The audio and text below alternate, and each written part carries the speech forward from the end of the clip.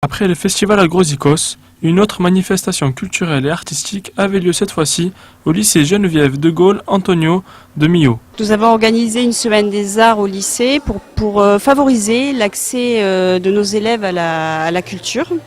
Et donc l'objectif était double, c'était permettre d'une part aux arts de rentrer dans l'établissement scolaire et de permettre une rencontre in vivo avec les artistes et les œuvres d'art, et d'autre part d'essayer de favoriser l'expression artistique de nos élèves.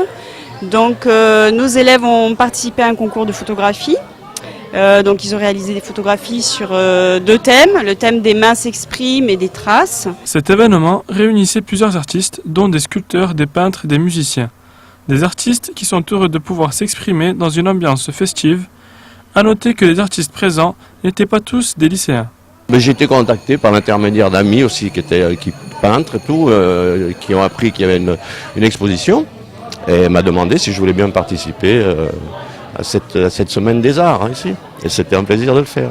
C'est grâce à Madame Pedrino, notre prof d'histoire des arts, qu'on a réussi à tout mettre en œuvre et revisiter le Malade imaginaire de Molière. Cette première édition de la Semaine des Arts réjouit artistes et lycéens, et un programme alléchant reste à venir.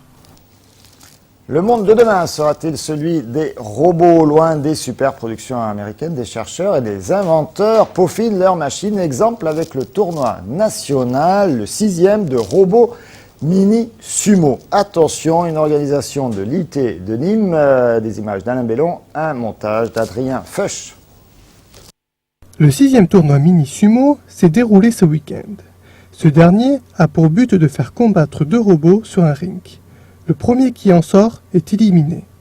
Organisé par l'IUT de Nîmes, ce tournoi de robots est le seul à être ouvert au public sans limitation d'âge, de club ou d'école. On invite tous les gens, quel que soit l'âge, donc jeunes, moins jeunes. Le gagnant cette année, c'est un retraité, à participer à ce tournoi. Il y a des étudiants de chez nous qui sont performants aussi. Donc on a un petit peu toutes les classes d'âge et les catégories. À travers ce tournoi ludique, les organisateurs essayent d'attirer les jeunes vers la science. Ainsi, des démonstrations ont permis de montrer aux spectateurs l'avancée technologique dans le domaine robotique. On essaie de montrer effectivement l'état de l'art.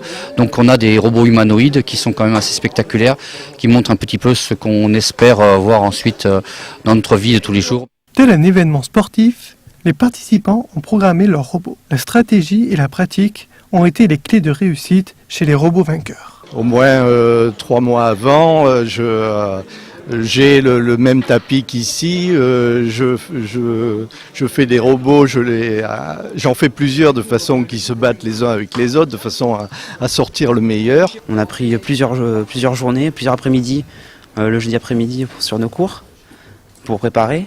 Et puis après, chez moi, j'ai peaufiné les réglages pour pouvoir être compétitif le jour J.